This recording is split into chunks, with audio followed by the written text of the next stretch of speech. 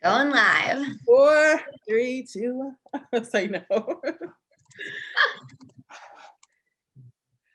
Okay, hello. My name is Dakar with Umsali, and Umsali Speaks.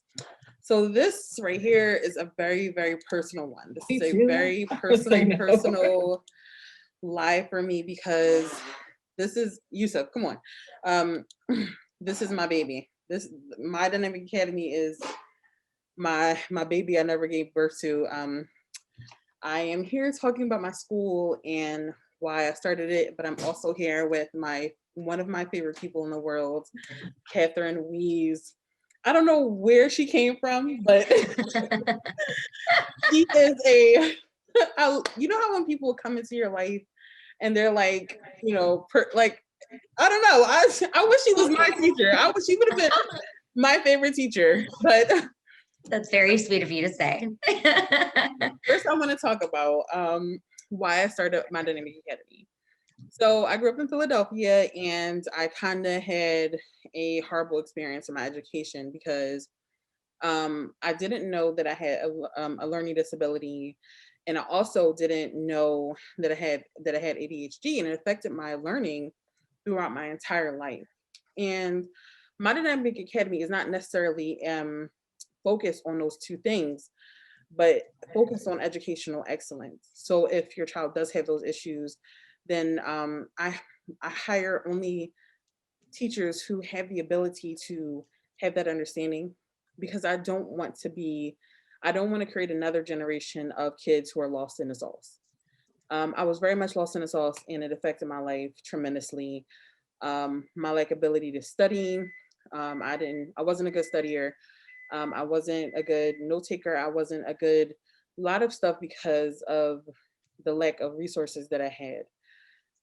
So we're going to talk more about the school, but I'm going to give the reins to Catherine and kind of go from there. You guys are going to be, I'll answer questions and stuff like that about the school, but I want you guys to get to know the school and what we're about, because this is really important. Well, hi, my name is Catherine Weiss. I am the head of faculty for staff and teachers. So it's really great that you are joining us. So I guess just to give you a little bit of my backstory, I'm originally from Detroit, Michigan. I went to Arizona State University, and I graduated summa cum laude from there with my degree in secondary education English and ESL. I have been a teacher for 11 years now.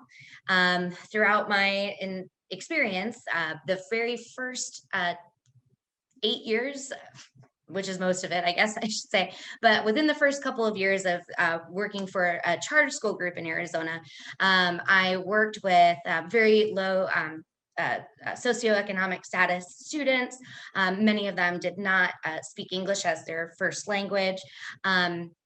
And I worked there for 8 years. And within those 8 years, not only was I a teacher, I was also a curriculum coach.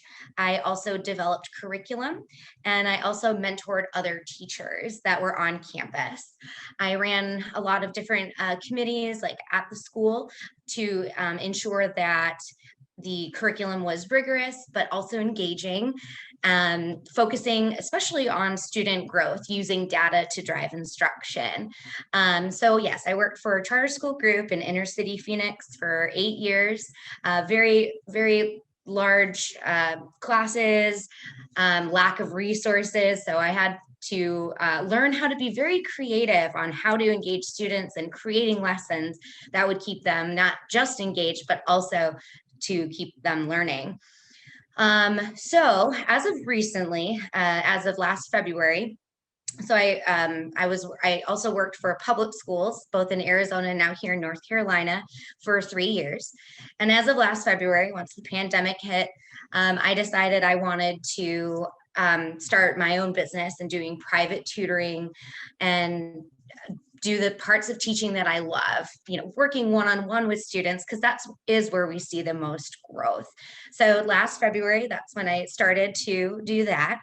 I did get into touch with our wonderful founder, and that's when we kind of decided that, when I originally interviewed with her, that we had very much the same pedagogy as far as what we want to do for students and how we want to change the educational environment in order to be different, and not just different, but uniquely different from, let's say, the public school model. So during COVID, what I have been doing is I have been working with, as you can see, I have my classroom here in the back, working with students one-on-one. And what I'm finding is that, a lot of parents right now are frustrated because they're not seeing the growth that their student has normally exhibited over the previous years in education. And so I work with students who are fourth grade all the way through 12th grade, and doing that one-on-one instruction.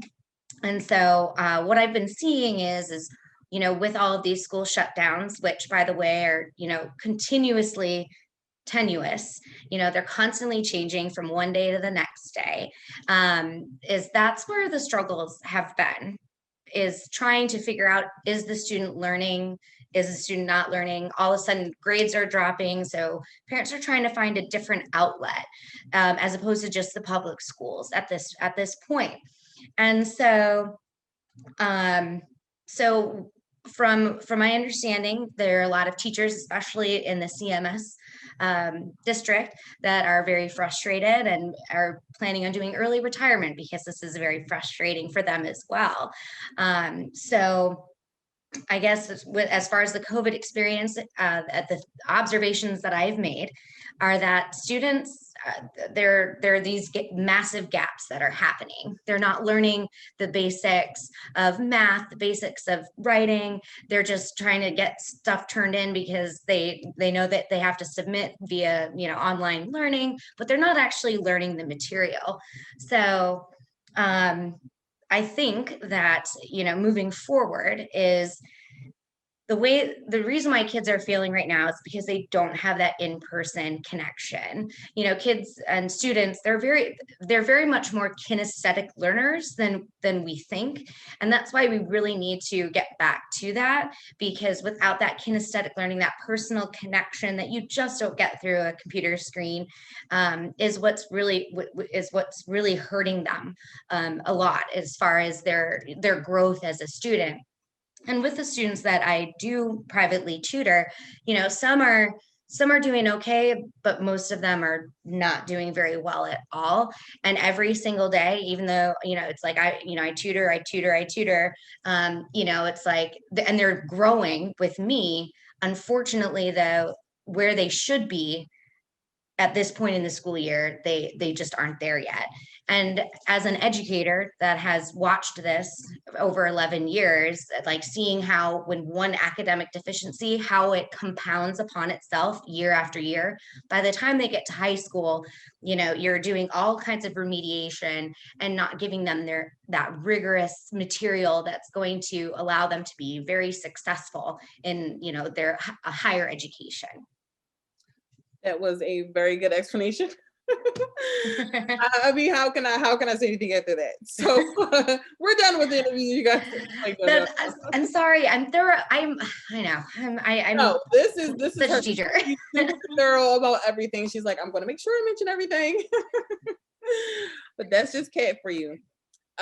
So I hired Kat the beginning of last year in hopes that my school was going to blossom, and I had a few other teachers who were just as amazing, even, and it didn't work out because the way COVID kind of pounded my school, and everybody was already in the vibe of dealing with the public schools. They felt like the public school was the only way to go, and we didn't get a chance to um, kind of develop the way we wanted to. So this year, we're hoping in 2021, we're hoping that we're going to blossom the way we need to.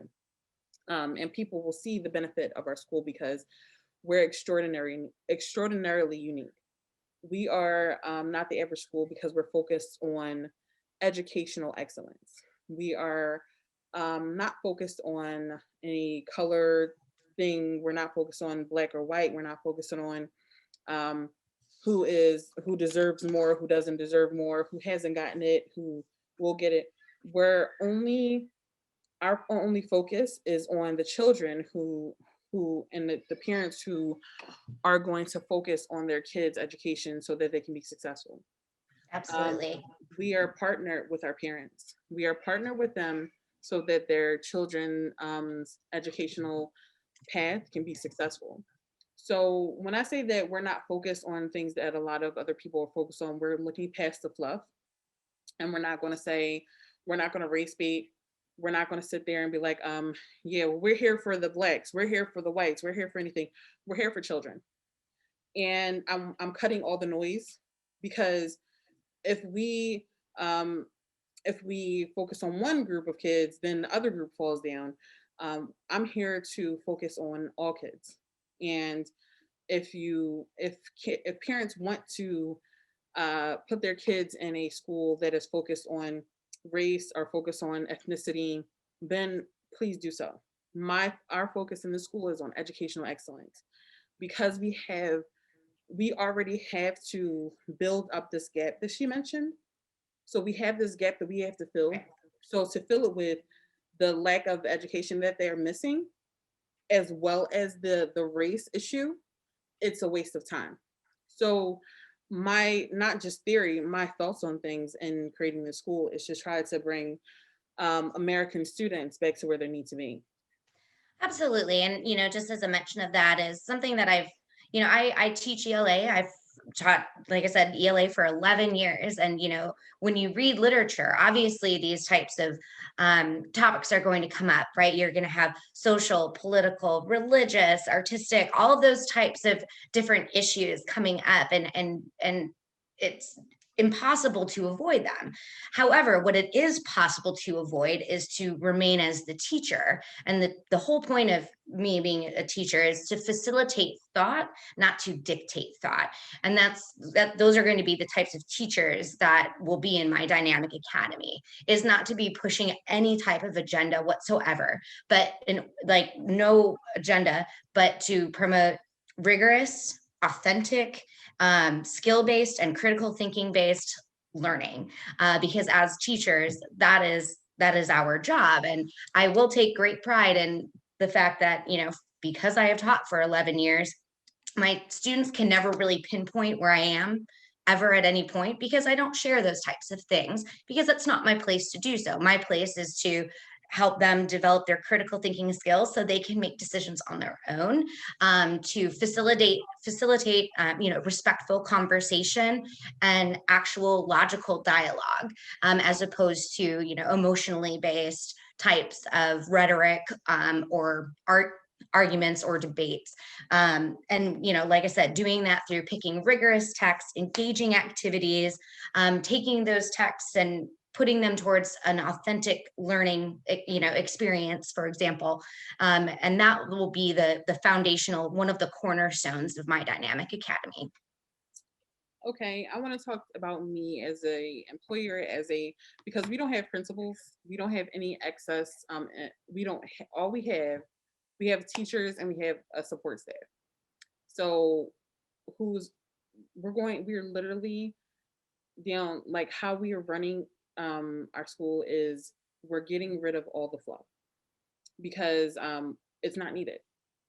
We don't need I have grown behind people, grown behind teachers, and they don't need a parent to parent them and to micromanage them, because they've gone to school, they've acquired things, and they've had experience, and no one needs to put them in a bubble and make them feel inadequate as a person as a teacher, as a educator. So my point and my goal was to give the teachers back their respect, because I when I say I love teachers so much, like I love teachers so much, and I've seen how I guess the systematic mistreatment of teachers have brought down the quality of learning. And so my business model is to get rid of all of that. Um, my teachers, when they're hired, there will be, I guess we could talk about how everything is structured. There's a head teacher, which we're talking to our first head teacher. Then we have our head teacher, and then we're going to have 4 to 5 teachers, and then they'll have assistants. So the head teacher is going to be accountable for making sure that everything is running smoothly, and the teachers are going to be administrators as well, keeping up with the attendance, keeping up with everything, and everything is basically done digitally. So when they're at first, oh yeah, I didn't mention. Should we talk about the sites? Are you talking about the accredited curriculum? No, I'm talking about how we're kind of structured. Oh, yeah, I'll hand that ball off to you. You could. So yes, ahead. we're structured. So we have the head teacher, then the teachers that are under them, and then we have probably one support staff if needed. But other than that, that's it. So all of the money that is being placed into the school is either for the teachers' pay, the property, like the school materials, and profit, because as a school you make profit no matter what. So I just want to be clear about that. We won't have all the fluffy, cool, things that a lot of other kids, a lot of other teachers have, because we don't need them. Do you want to talk about what do you want to talk about next? Do you want to talk about how?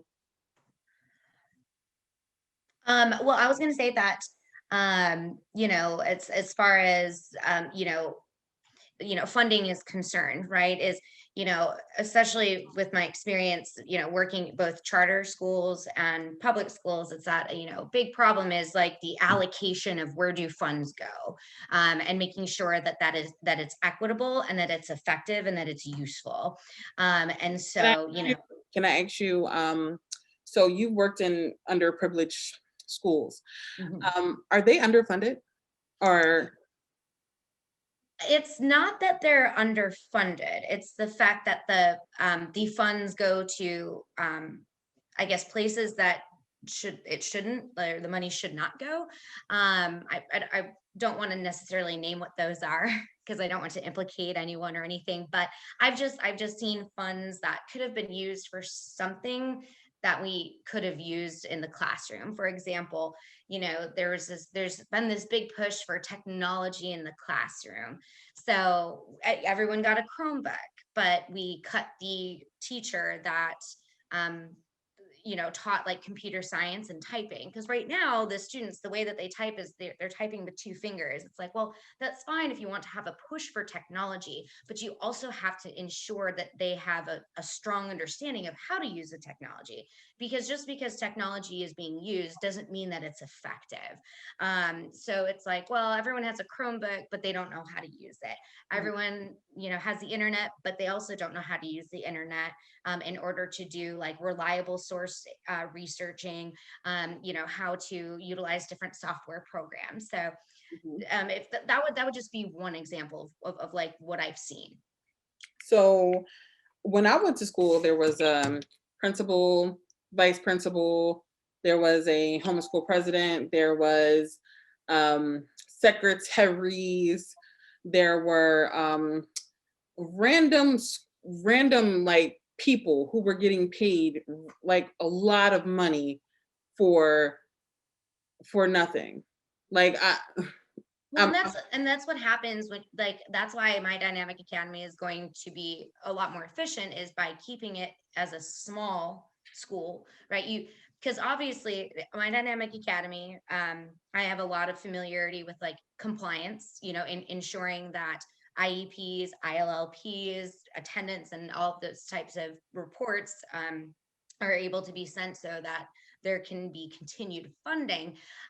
But when a school gets to be too big, 2,000 kids, 1,000 kids, even 800 kids, like that's a lot for one support staff person to handle. So that's generally why that happens, is because the school gets too big, and then you have to hire all of these other people to do a lot of jobs for a lot of students, and compliance paperwork and such for many people. So with that's why we're keeping it between 100 to 150 students per site. So I want to talk about what our intentions are for 2021 really quickly. We plan on opening up 3 sites in the state of North Carolina to start with. Our intentions are to expand, and but we want to make sure that this business model is successful. We will be expanding, of course, to cities and different states, but we need to make sure that what we have in our mind works. We'll have 3 sites between 100 and 150 kids each. We'll have 6 teachers, 5 to 6 teachers on site, and all of those teachers will have assistant teachers. So they'll be split into at least they'll be split into 4 to 5 sections. And no, what did we decide? 6? Was it 6 teachers or was it 4? It was going to be 4 to 5, and then 5 to 6 if it was 150. Okay. So then we'll have them split into little COVID pods, so to explain it. So no one class will be touching another one class. So it'll be one class, everything will be in their own little square, their own little bubble. To be accepted in our school, you have to have a negative COVID test. You'll be tested every once in a while. And we'll be following different protocols to make sure that the kids are safe. Right. And that includes, mask wearing, temperature checks, things like that. If you're familiar with like what the North Carolina legislature and what and the talks between the teachers are right now, it's the 5. It's like the socially distant, the masks, temperature. Students don't move, but the teachers do. So then that way that the students aren't coming into contact with each other. We will follow those types of guidelines that are set forth by the state. Because it has with like the age group. Mhm. So I think they're talking like in my district, they're talking about going the K-8 going in. I'm not sure where your district is because she's in Charlotte and I'm in the Raleigh area. So they're allowing them to come back, and it's also but the older kids, they feel like they transmit a bit more. If you want to explain a bit more about that. Yeah, so the most recent studies that have come out is that children, obviously there's been a lot of other different pieces of research that have come out this week about how kids are transmissible with the new variants and all that. But as far as original COVID-19, what they saw is that there's a massive jump once students hit puberty, as transmitters, as spreaders, and then also the degree of severity of symptoms that they experience drastically changes once they hit puberty. So adults are hit a little bit harder. So again, it's been very tenuous in CMS recently. I mean, they went back. We went back for a week, and then they decided that wasn't going to work, and then it was supposed to be November, then December, then it was going to be January. Now it's February 15th, and there's going to be another meeting on February 9th to kind of reevaluate what the new science is, and it might change again.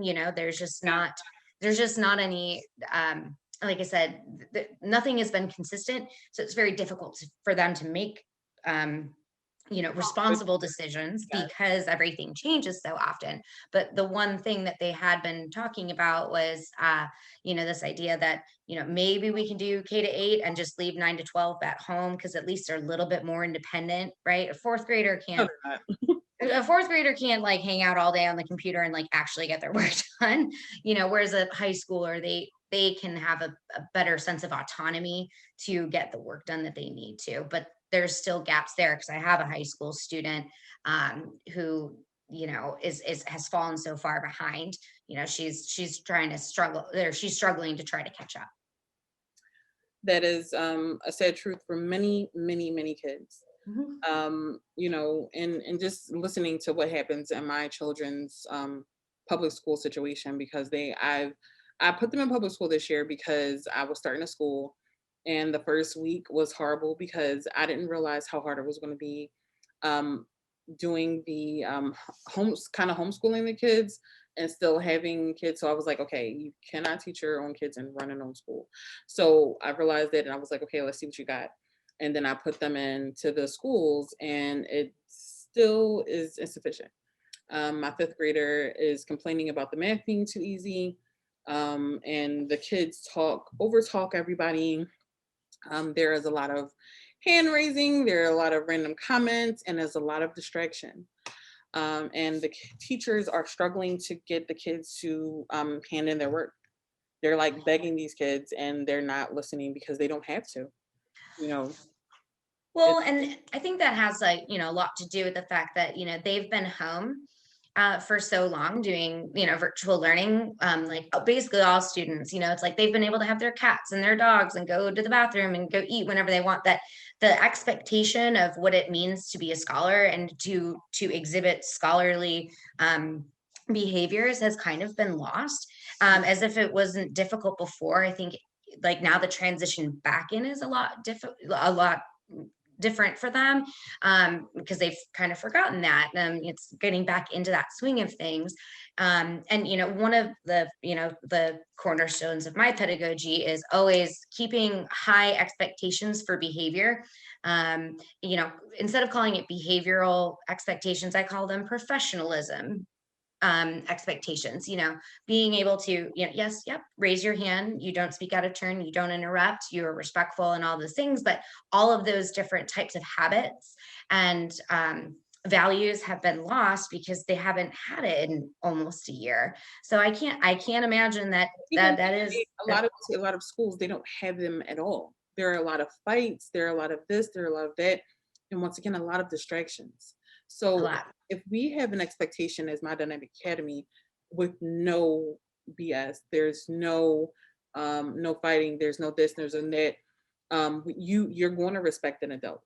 You Yeah, don't have a choice, and we'll allow you to talk, we'll allow you to express your opinions, but out of respect, out of right. respect to the person to your left, to the person to your right. So I think the lack of compassion and the lack of people respecting authority is one of the issues that is plaguing the school districts.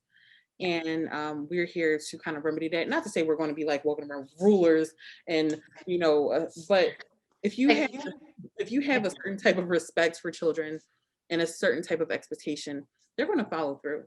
oh They're yeah. going to kind of follow in. Well, and part of my dynamic academy will be as well as like, consistent follow through with, if there is a behavioral malfeasance, again, it won't be the ruler, it'll be a discussion about, why did the behavior happen? And generally speaking, when you get down to it, when a child misbehaves, and it does not meet the expectations of the classroom, it generally doesn't have much to do with the fact that the student is, trying to be disrespectful. It a lot of times has something to do with the academic deficiency, and utilizing the lack of behavior as a means to not face their academic deficiency, if that makes any sense. That It's makes like, but being consistent still and having that real conversation, but still ensuring that there are actions taken after that, um, consistently will absolutely remedy that problem that a lot of schools face right now, that are completely overcrowded. Well, I don't know about now what they're going to do. They can't put 36 kids in the same classroom anymore, so I'm not sure how that is, but you still get that even in a small classroom. Yeah, you do. So, can I ask you, how are we going to remedy as a teacher? How are we going to remedy this gap that you talk about, and how are we going to deal with the academic issues that if a person, like say if a person is misbehaving, how can we remedy that, and what can we do as a school?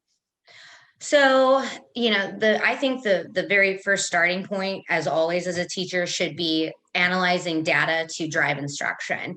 So, in order to kind of triage what has happened to these students over the last, year, right, is giving those kind of baseline benchmark tests where it's like, okay, this is where they should, and Lexile tests, seeing where they are, and then triaging them into groups, and then focusing specifically on each of those groups with individualized lessons, instruction, and one-on-one, and then building back, what they had lost, as quickly and as efficiently as possible, by, like I said, using small groups, one-on-one instruction, because again, there are students that didn't have a problem at all doing virtual learning, but most students absolutely did have a problem with virtual learning and are now very behind. But to what degree, or the varying degrees, each student is now behind.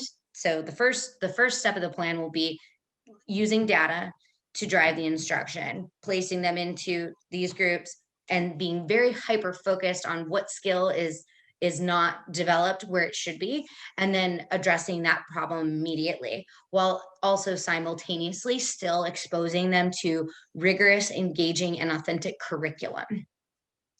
Yes, the curriculum that we're using allows that. So, Mhm. say if we're going to use the example of Susie, Susie is a random person I just made up. So, Susie is just coming back from virtual learning, and we're using an accredited curriculum called accelerated curriculum as the base curriculum. The curriculum is going to be allows us to pinpoint different academic downsets, and then allows us to create an independent learning path for this child. So if Susie's lacking in a particular math subject that she needs to go to the other one, she's not going to be placed back. And she's not going to be like, "Oh, you failed. You're in the eighth grade now. You're not smart enough." No, we're just going to work on that particular subject until she's able to excel in it, and then we'll move her up as she is able to develop and go forth from there. As well as if Susie is excelling in a particular, a particular subject, we're able to enhance that and kind of go from there.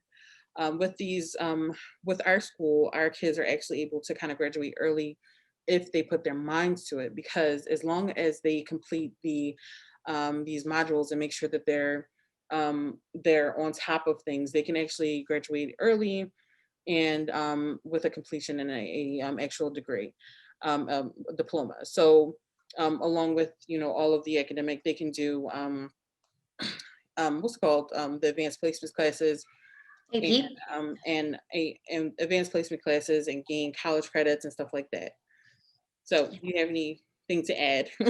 Yeah, no, speaking of that, so as far as the classes that I have taught, I've taught everywhere from, in the traditional setting, 6th through 12th grade. Every single grade. I've taught students that need remediation. I've taught standard classes. I've taught honors classes, and I've taught AP classes to juniors and seniors. So I have a very wide range of experience with the different types of curriculum. And so the curriculum that she mentioned, it's called accredited curriculum. Basically, that is used as a baseline, and then as a school, what we're going to do is use that as a baseline, but then we're going to use that as a means to reteach, meaning looking at the different standards that they're not quite getting, to reteach those standards, or enrich, meaning we're giving a little bit higher of a let's say on the Bloom's taxonomy, a task in order to get those kids who are already high even higher than they were before. So, and we do that through doing skill-based learning how to do Cornell notes, learning how to, organize a binder, or learning how to, construct it, or I'm sorry, compose an email and things like that. But the whole idea is that, to reteach and enrich based on the data that is being used in order to ensure that the individual student is getting exactly what they need so that they can get back up to speed to where they should be, if not even further.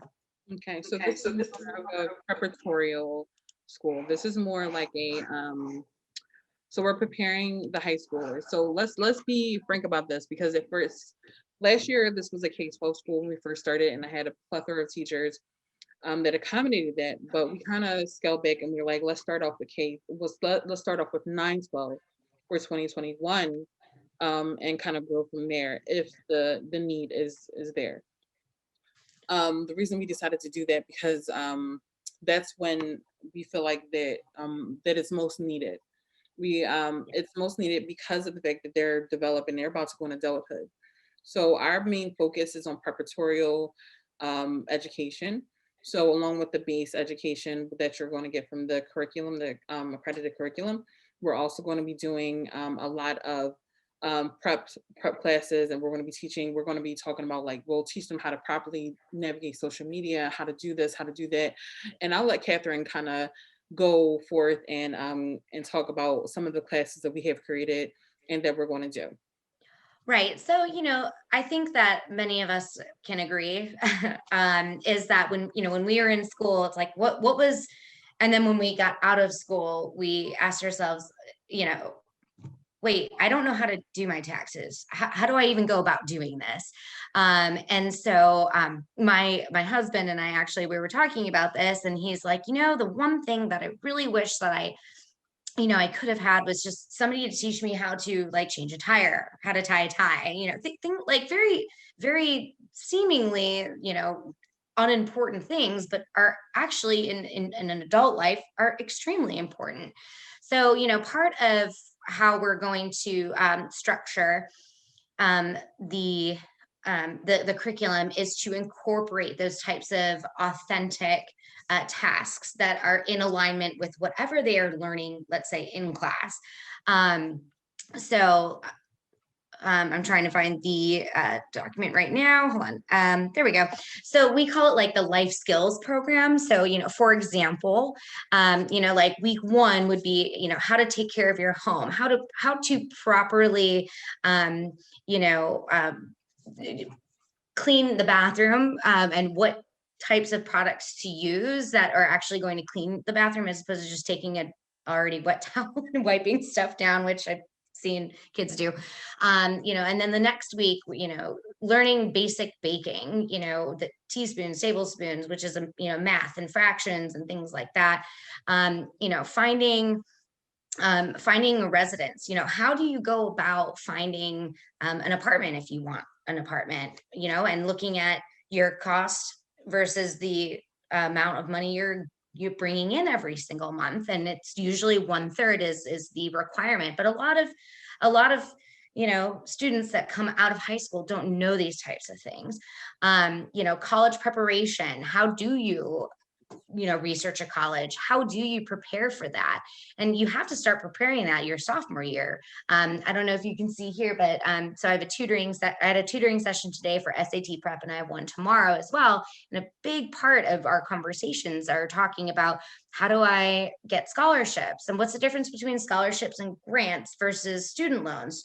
What are the differences between subsidized loans versus unsubsidized?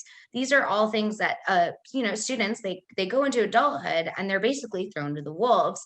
And then finally, another part is like community service. Finding ways to give back to your community is not only psychologically and emotionally fulfilling, but it shows that you are selfless in your community and want to give back. And learning how to do goal setting. How do you go about doing that? Well, you need a planner. A lot of students don't know a lot of these things. And so that'll be a big part of what we incorporate into the curriculum, so that not only are they academically efficient, but they have those life skills to be successful as well. That is awesome, and I'm really glad that you mentioned it. there'll be of course there are more, more things that we are covering, but she just kind of gave a general Yeah, idea of what we're going to be doing. there's 14 units. I only went over like 4. Yes, and when I say Kat is thorough, my dude, she's thorough. So this is why we're creating this school. It's a preparatory school. We're trying to push out people who are, whether they're going to college, whether they're going to be an entrepreneur, because there is actually an entrepreneur section as well, so they can know their options, whether they're going to be working for someone. We have these, we're pretty high in our expectations. So from dress code, there I don't know if they're going to be necessarily uniforms. We haven't really decided that, but there's going to be a particular dress code, a business type casual type of dress code. Business casual is kind Yeah. of what we had talked about, do you have to wear a tie every day? No, but can you wear like a cutoff t-shirt? No. Can you wear booty shorts? Absolutely not. Those types of things, like, because I think that's actually a reason why, students have a different view of school than they what they should have, and that is, this is their job, this is their full-time job, right, is to be a student, to go on to higher education, whether it's vocational, vocational trade, 4-year university associates, whatever it may be, is that, their view is like, this is I'm here just because I have to be here, but I think we've all kind of figured out that during quarantine, it's like when we wake up in the morning, we get dressed and, take a shower, get dressed, and we just feel differently. And so, making a dress code that is not, it's not casual, but it's business casual, jeans and a nice shirt. That's good. Things like that, just because it changes their mentality of the environment that they're about to go in and what they're there to do.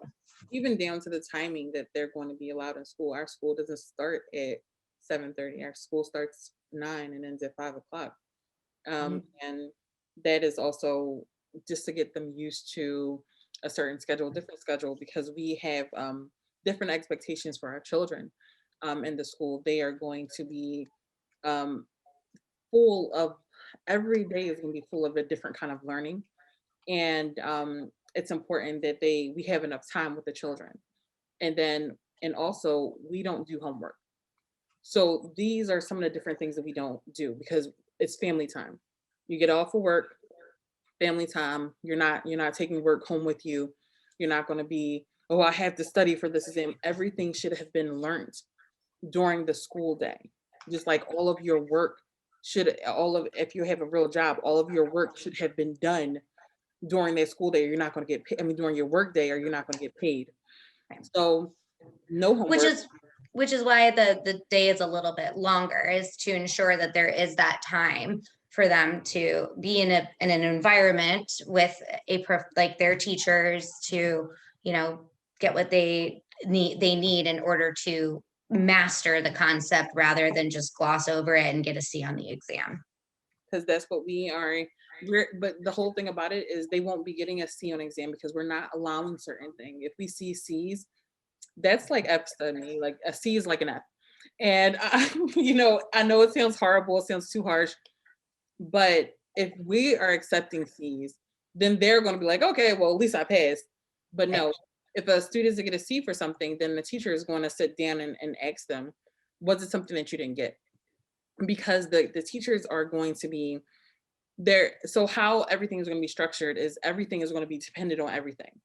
So if the students are struggling, then it's going to show in the data, not just they're not going to be allowed to be like, okay, well, let me just give this person an A. No, the kids are going to be tested and we're going to see where they actually are, so no teacher can kind of pull the wool over our eyes just so they can get the bonus at the end of the year. Everything is going to be accounted for. Every student is going to be talked to. It's the personalized learning that we all wish we had. So Absolutely. that's really all I can say in reference to how we're going to structure things. It's completely different. We're turning education on its head, and we're going to show everybody that because we've proven everyone wrong, this is the way education should be done. Because the current system is failing.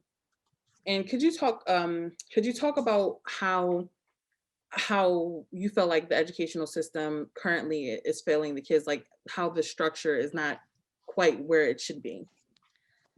So ultimately, the problems are not seen so much on like the local level. It's on the levels that are above, like, the principals pay, everything that happens outside of that. And then the principals, the support staff, the teachers, the teachers' assistants, the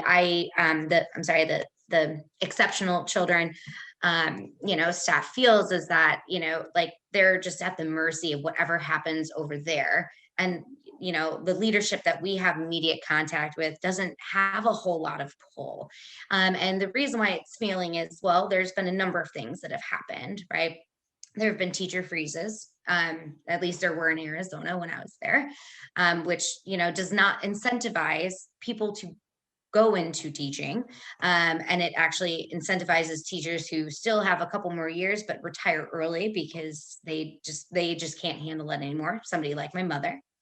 The second thing is teachers have now had to become like the wearer of all hats. It's like, okay, now I'm a therapist, and now I'm a psychologist, and now I'm a friend, and now I'm a parent, and now I'm a teacher, and now I'm a sports person, now I'm a club driver, or like, club sponsor. And once you start putting this many hats on a person year after year after year, and then you de-incentivize them by taking away benefits, taking away 401k or pension matches and things like that, then that's when, and then you start adding in, it's like, well, at the beginning of my career, my biggest class was 26. And then as of 3 years ago, I had a class of 44 sophomores. Like, imagine trying to teach, English with 44 people in your classroom. So when you start seeing that, what it does to the teachers is I can't do one-on-one with 44 students. And that was just one class. I had 160 some students that year. And so the way that it's failing is because there's not enough support for the student themselves. The teacher has all of these different hats to wear. The student does not feel that they're getting paid attention to, because they're not, because there's just no ability for that, right? When you're like, I'm one person and there's 160 some of you, I will try to do my best, but when you start making these classrooms sizes so large, it's impossible. But they do it because it's the most cost effective. So when you start looking at that, like misallocation of funds, that's another issue about why it's failing the schools, and thus failing the children, because the funds that could have been used for A are used for B because it's cutting corners, or things like that. But yeah, but I mean, this is all over the country, and it has been for decades now. And it's really quite sad to see, especially in comparison with other countries who do, ensure that there are small classroom sizes, that there are, things in place in order to support the student, not even just, emotionally or at home, or like, in ensuring that they have like the Maslow's hierarchy of needs, like shelter and food. It's like all these things have been what have failed the system, and there are resources in place. But from district to district, from school to school, those resources are used or not used or kind of used, and it's just it's very inconsistent from district to district, school to school. It just kind of depends on what you get. It's almost like Russian roulette. Well, that's a lot said. So how Sorry. no, it's what needed to be said. So how are we going to remedy that? Because our whole premise is to remedy the problems of that is facing the educational system. I think excuse me, I think one of the things that we can do by remedying is providing eliminating the allocations of funds. That's one thing. And also not putting as much pressure on teachers to be everything but a teacher. The parents are going to be heavily involved in their kids' education, because that's what, hold on, let me scream it. Okay, so the parents are going to be heavily involved in their child's education. We're not going to neglect the parents. We're not going to try to be a parent. We're going to stick with your one job, and your one job is to be a teacher. If you feel as a teacher that a child is in need of any kind of psychological help, any this, any that, then it's not our job to fix that. We're going to talk to the parents, and we're going to create a plan, and we're not going to try to keep anything from the kids. We're not going to try to undercover, try to, oh, my kid is having, my student's having issue and they don't want to talk to their parent. No, we're not living that life. We're going to the parent. Yeah, oh yeah, and of course. And as teachers, like this is something that we know that parents have to be a part of it.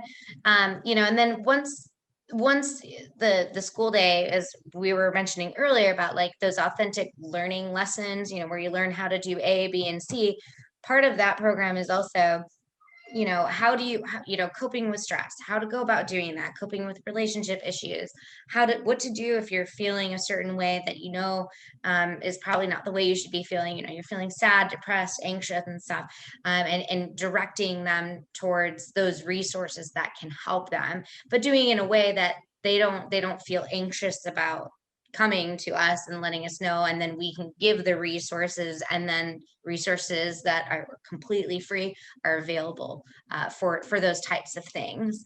Yeah. So that's why the teachers won't have to wear a bunch of hats, is because like the way that we're going to kind of go about what steps need to be taken for this student, for this child, because of these issues, reasons, etc.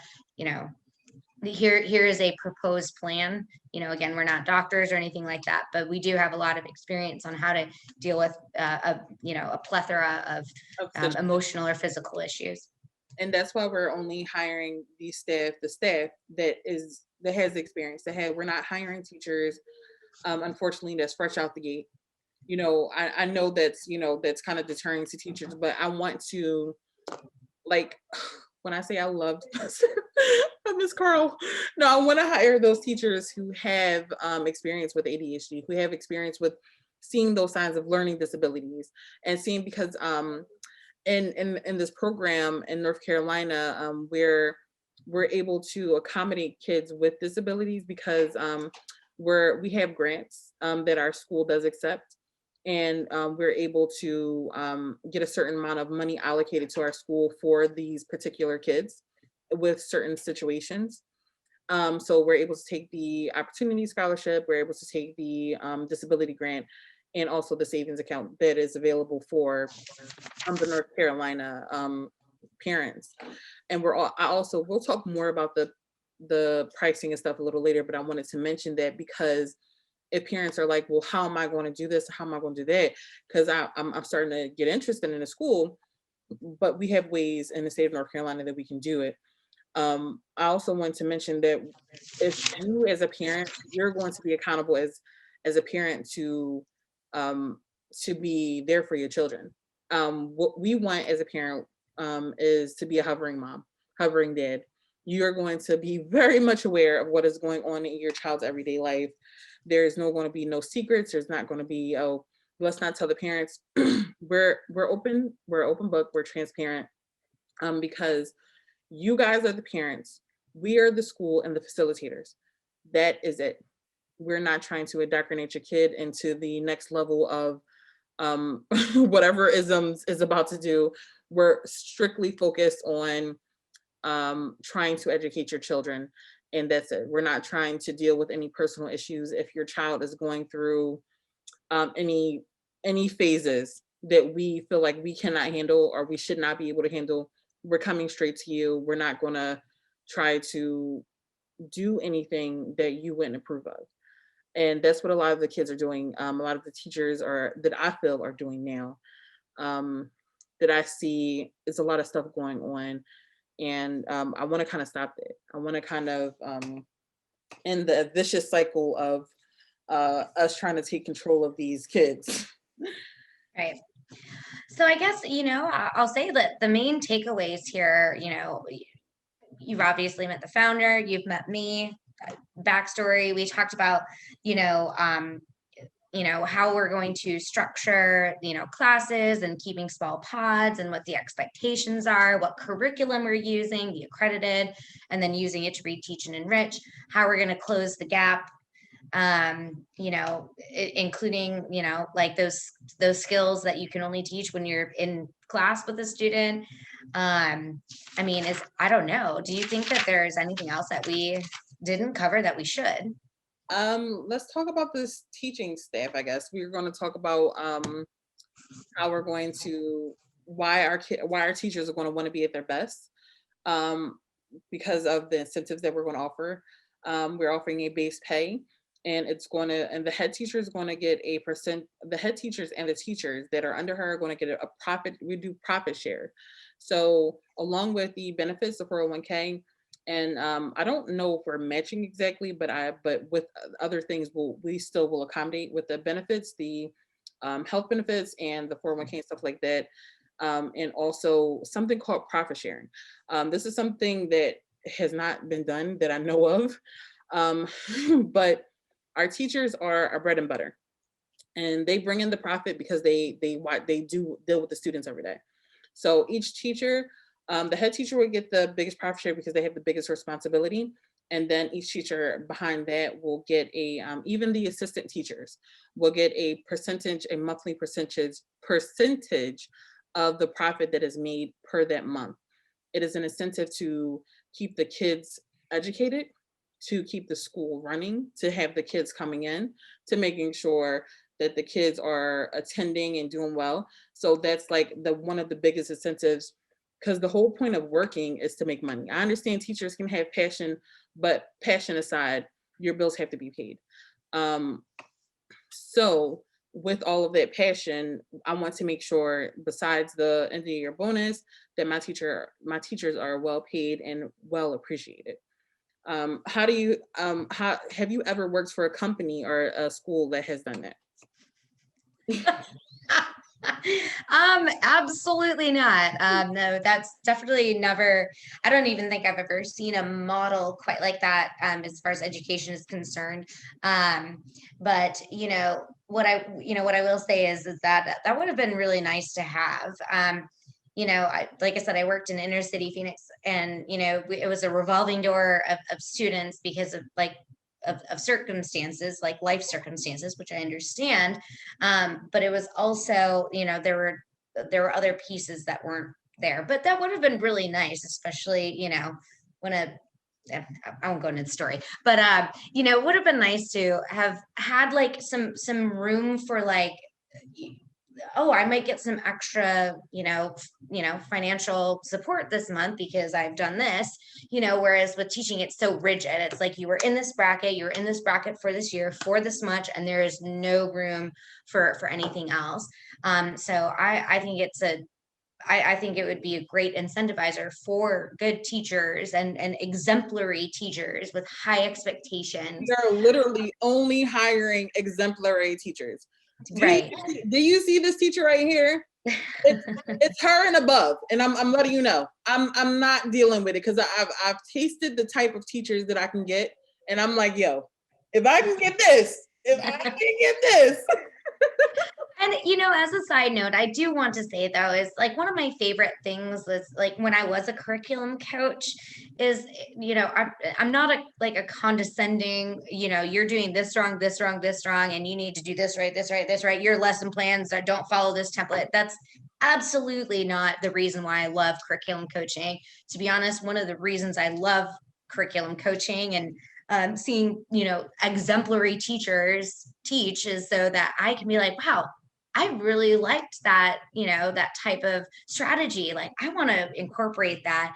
And then it's more of a dialogue about how, you may do something and then I may do something, and they're both really awesome. Can we like get them together to be like this explosion of awesome, engagement strategy? It's but less that's about. how it is, though. That's how it is. Like, did you get that vibe when we were like hashing it out as like, all 6 of us, and we were trying to like kind of like, okay, this is what we're going to get. So could you explain to the people how different the teachers, how different our school is from most schools?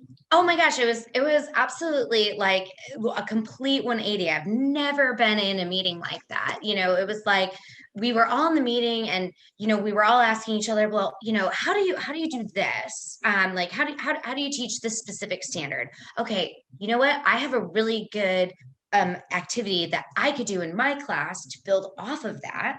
And then, one of the other teachers be like, oh, well, if they're coming from my class to your class, then what I can do is I can do this activity. And then we would work on that activity collaboratively.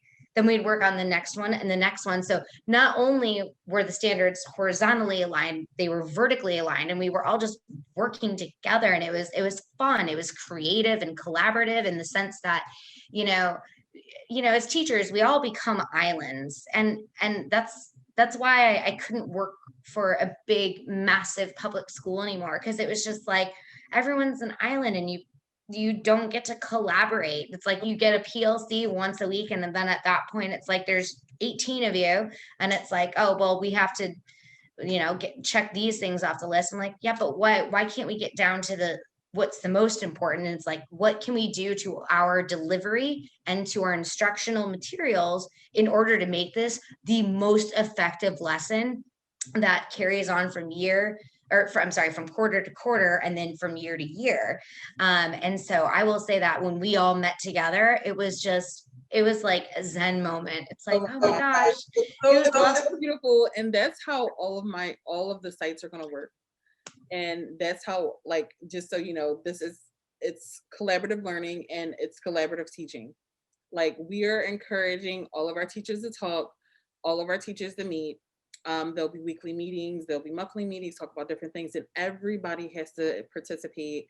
And our goal is to make your kids the best. So we're kind of using this as like a pop-up school. So like I said, we're first starting off with the three sites in North Carolina, and once we make sure that this business model is successful, we're going to leave it up to the people to come to us. So if you build it, we will come. If you want it, then Field of Dreams. Yes. So if you are listening to this and you feel the need and you feel the want for our schools in your particular area, and you come up with a good amount of kids that are promised, that are really going to come and are really going to be participating in the schools, then we may come to your area. We may come to your area before next year. We may come there this year, 2021, if we can, handle the situation. So be open. If you're not in the North Carolina area, please reach out to us. Come email us at enrollmentmda and My Dynamic Academy, and I'll mention all of the information on the link. But that's it for today. Do you have anything that you want to kind of say, or you feel like we said everything? I think we said everything. I was just going to say that, if you have further questions, you can, email us. Like if we didn't address something that you would like to hear about, please feel free to email. I'm Catherine Weiss at mydynamicacademy.com. So Catherine, Catherine, Weiss, Weiss, no space or anything, at mydynamicacademy, all one word.com. If you have any further, questions or inquiries, or you want to know more about my experience, that is fine with me. Oh my gosh. This lady is ready to teach. So 2021, I want to have everybody, all the high schoolers, we are going to blow up. All right. I hope so. That would be lovely. All right. This is Sully with Sully Speaks. Thank you so much, Kat. I love you. I'm like the weirdest boss ever, right? I don't even care. Bye, everybody. Bye.